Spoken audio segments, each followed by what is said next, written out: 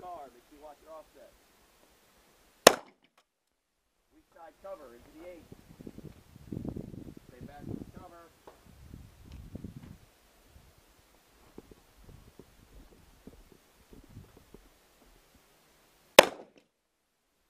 Transition safety on.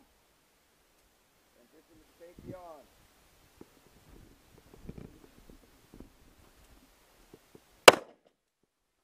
Through the plastic. Don't hit the plastic. Yep, yeah. Get down, transition. Left.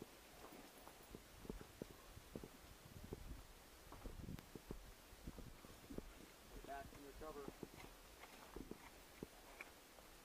Watch that elbow. Get the chest. Watch that elbow. Stay low, transition. Far right, get the chest. Stay low.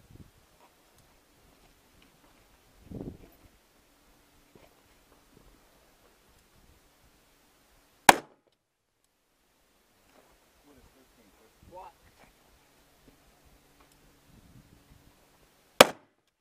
Safety on, drop the magazine. Lock it open. Clear. Alright, you ground your gun. Hit the barrel. What's that? Hit the barrel once.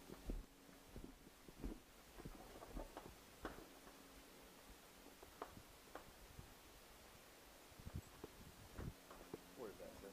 Over here? I don't know how else you got a butthole over there, but you got it. Huh. Unless that was lying on your back, but I don't know about it. Alright, so down 2.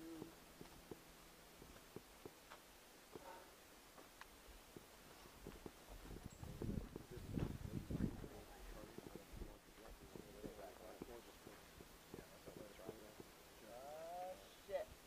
Going into a tie.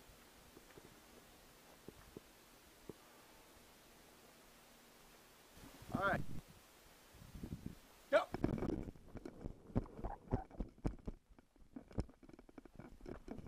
Seated headshot of awesomeness.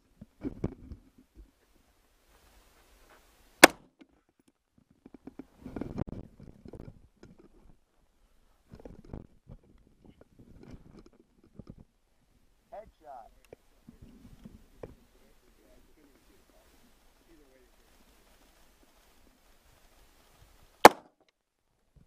Forward. Throw. FBI. Into the B-box.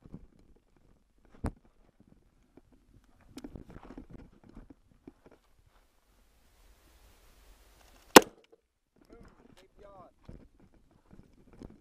Contact style.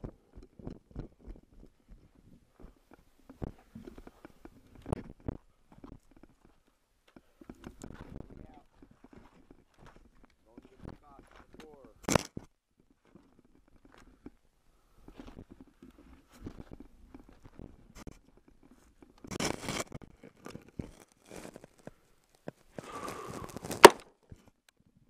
All the way up.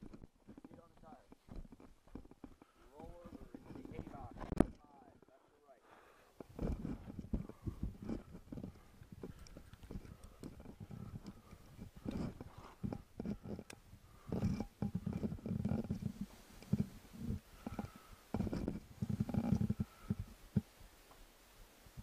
Jump up. Off the bag. Headshot. Get a 6. That's the paint.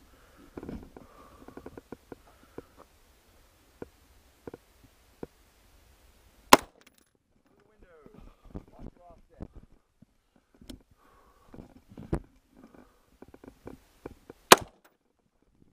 Transition. Left side cover. Into the 8. Watch your elbow.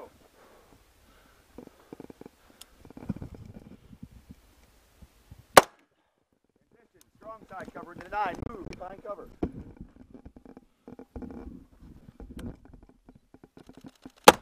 Move. Through the plastic. 10. Transition. Stay low. Get low. Get low. Get low.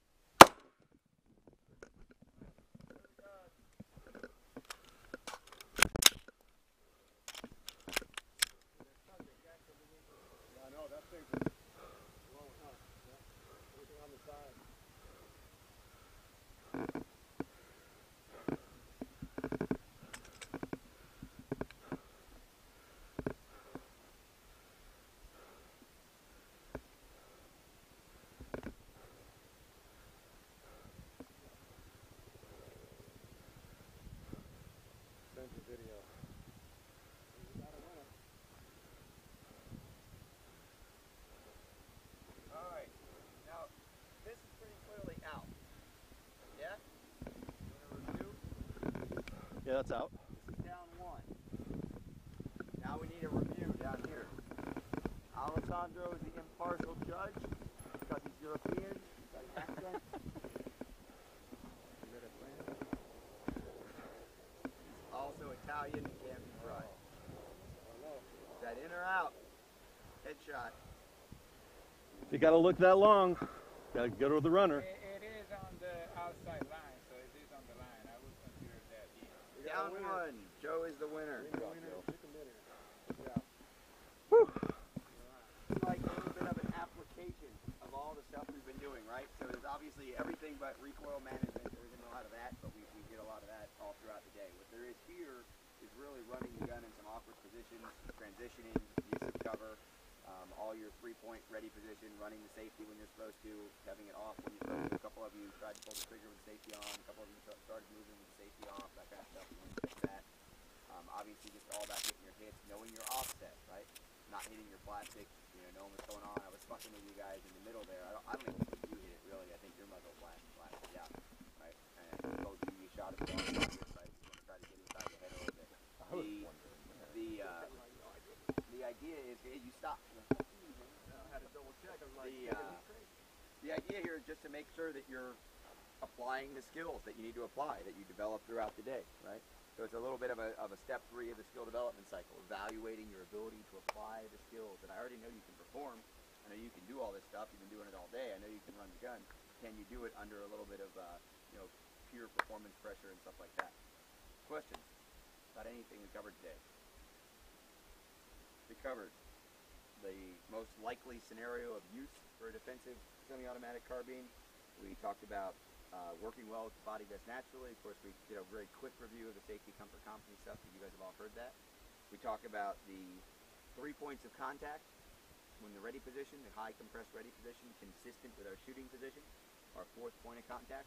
We worked on kinesthetic alignment first, then we worked on sighted fire. Between the two, we made sure that our cheek weld, the position of our gun with our kinesthetic alignment, allowed us to get behind our sights, allowed us to get behind that red dot, right, whichever it was. So we wanted to make sure that our normal kinesthetic alignment also gave us eye behind the sight, eye behind the optic when we needed to use our sights. We then got into balance of speed and precision drills. Along the way, we worked on a little recoil management with a multiple shot up drill. We worked on lateral movement, integrating lateral movement between the time we know we need to shoot and the time we're in a position to shoot. And we got into reloads. Reloads without looking, reloads keeping 2 of our 4 points of contact so that we can have consistency when we get done coming up. We worked on consistency with the charging handle, so regardless of the conditions under which we're reloading the gun, we get as much full rearward motion to that bolt carrier so we can push forward as hard as possible on that next round. Of course, if we clear a malfunction, we need to be able to insert, make sure that magazine's seated, run the charging handle to get it back in the battery. We did some extended distance shooting.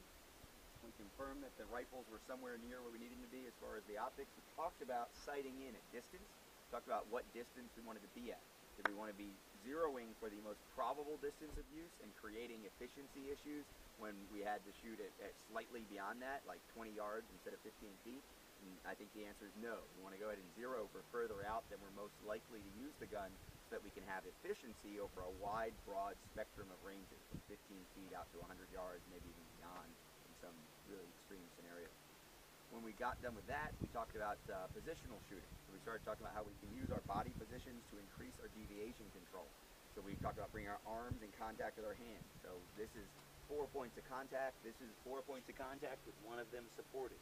This is 4 points of contact with 2 of them supported. We talked about the principle of hard on soft, soft on hard. Elbows and knees are hard. We don't want the elbow on knee rolling around. Either knee on the tricep or elbow into the muscle of the leg. We talked about the squatting position, which also gives us the mobility of being able to jump up quickly. We can drop down into it quickly if we have the body type for it. And that gives us the stability of 2 arms, but only our feet are touching the ground. We worked on kneeling, squatting, seated, and standing as our primary positions that increase deviation control.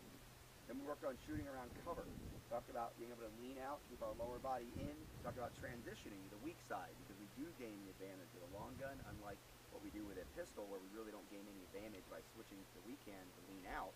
With the long gun, because it's attached to our body and attached to our face, we do gain considerable amount of use of cover. So we went ahead and transitioned, We did some weak side shooting that way. It also gave us that practice with weak hand shooting in some kind of weird scenario where we might need it, other than the cover.